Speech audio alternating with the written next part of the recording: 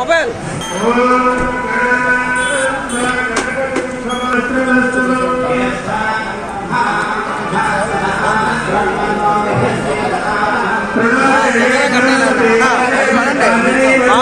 మీరు ఎలా ఉన్నట్టు సార్ ఒక నిమిషం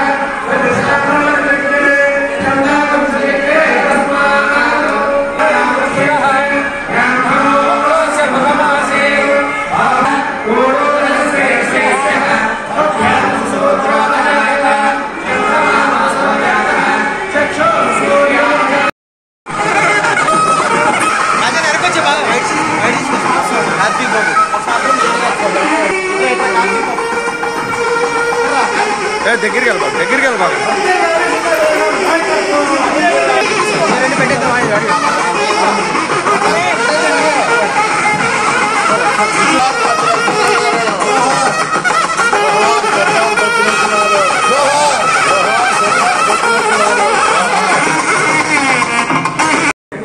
ఈరోజు రావడం జరిగింది.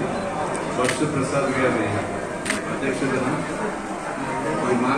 ఈ మార్కెట్లో అందరూ వాణిజ్యం చేసేవాళ్ళు చిన్న చేస్తూ ఉన్నారు. కోట్ల రూపాయల వరకు టర్న్ ఓవర్ జరుగుతుంది. కానీ వీళ్ళకి కొన్ని సమస్యలు ఉన్నాయని చెప్పి నా నోటీసులోకి వచ్చినాయి. ఆ సమస్యలన్నీ కూడా మీరు జిఎస్టీ సమస్య కానీ ఇక్కడ ఏం చేశారు అనేది నాకు అర్థం పరిస్థితుల్లో ఉన్నాం ఈ రోజున. ఎందుకంటే పశ్చిమ నియోజకవర్గం ఏ డివిజన్లో అయినా ఘోరాది పరిస్థితులు ఉన్నాయి. అంటే ఇక్కడ గుట్టా కార్మికులు ఉన్నారు, అందరూ ఉంటారు కదా ఈ మార్కెట్లో అందరూ ఉంటారు. వాళ్ళ జీవన ప్రమాణాలు నీతి నియమంగా వ్యాపారం చేసి లాభం సంపాదించుకోవడం మన జన్మ హక్కు. ఆ జన్మలో చేసుకుంటూ ప్రభుత్వాలను ప్రజాప్రతినిధులు అండర్ గ్రౌండ్ డ్రైనేజీ ప్రతి డివిజన్లో సమస్య ఉంది. కొండ ప్రాంత ప్రజలకైతే వాళ్ళకి మెట్లు లేవు, ర్యాంపులు లేవు, రేలింగ్ లేదు, ఏదీ లేదు. ఇంకొక ఘోరమైన పరిస్థితి నేను చూసింది ఏంటంటే తాగునీరు, డ్రైనేజ్ వాటర్ రెండు మిక్సప్ అయిపోయి వెళ్ళిపోతా ఉన్నాయి. దానివల్ల అనేక మంది అనారోగ్యానికి గురవుతున్నారు.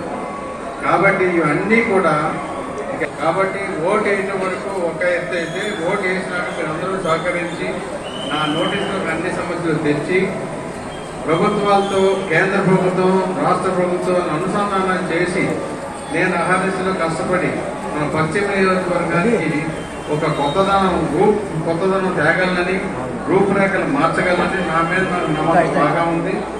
భారతీయ జనతా పార్టీ కాంగ్రెస్కి ఎంపీ గారికి సైకిల్ గుర్తుకి టీడీపీ పార్టీ ఓటు వేయాలని చెప్పి అనౌన్స్ చేస్తూ వాళ్ళ సమస్యలు కూడా అర్థం చేసుకొని, ఎందుకంటే గత 15 రోజుల నుంచి నేను పశ్చిమ నియోజకవర్గంలో అనేక డివిజన్లు తిరిగాను. 20 డివిజన్ల దాకా అయిపోయాను. 20 డివిజన్లో కూడా ముఖ్యంగా నేను ప్రచారం కంటే ఎక్కువ అవగాహన, అసలు ఒక నియోజకవర్గంలో సమస్యలు ఏంటి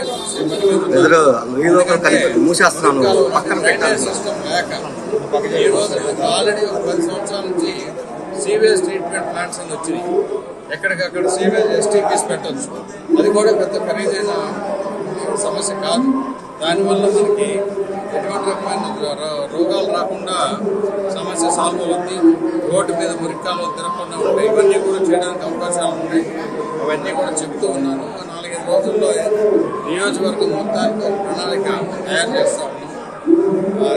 అదంటే డిజిటల్ మీడియా ద్వారా, ప్రింట్ మీడియా ద్వారా కూడా అందరికీ తెలియపరుస్తాం. ఈ లోపల ముఖ్యంగా వాణిజ్యం చేసేవాళ్ళు ఎంత ఎక్కువ మెజారిటీ ఆర్యవైశ్యులు ఉన్నారు. తర్వాత ముఠా వాళ్ళు ఉన్నారు. వాళ్ళందరికీ కూడా ముఠా వాళ్ళకు కూడా అనేక సమస్యలు ఉన్నాయి. వాళ్ళు ముఠా వాళ్ళ 2 రకాలు. ఒకటి బరువులు మోసేవాళ్ళు ఉన్నారు, ఇంకొకటి చిన్న చిన్న పనులు చేసేవాళ్ళు ఉన్నారు. బరువులు మోసేవాళ్ళు కూడా